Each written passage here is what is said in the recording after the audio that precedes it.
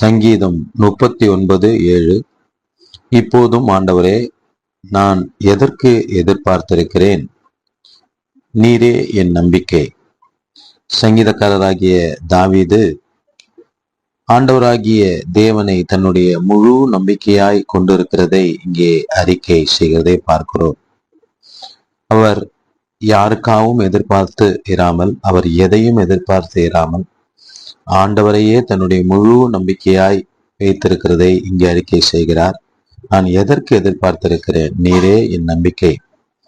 நீர் மட்டுமே என்னுடைய எல்லா விஷயத்திலும் எனக்கு ஜெயத்தை கொடுக்க முடியும் என்று சொல்லி அவர் இங்கே அறிக்கை செய்கிறதை பார்க்கிறோம்.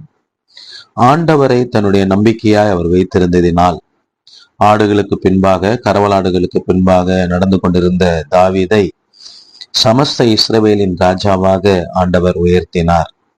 அவர் எதையும் எதிர்பார்த்து இராமல், எந்த மனிதனையோ அல்லது பணத்தையோ பொருளையோ ஆசையோ சந்தர்ப்பத்தையோ சூழ்நிலையோ எதிர்பார்த்து இராமல், ஆண்டவரையே தன் முழு நம்பிக்கையாக அவர் வைத்து வாழ்ந்ததினால் அவரை ஆண்டவர் உயர்த்தி இருக்கிறதை நமக்கு வேதம் சொல்லிக் கொடுக்கிறது.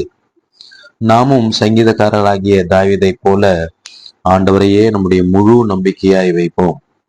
நாம் எதையும் எதிர்பார்த்து காத்திராமல் ஆண்டவரை மட்டும் எதிர்பார்த்து காத்திருப்போம். அவர் மட்டுமே நம்முடைய நம்பிக்கையாய் இருக்கட்டும்.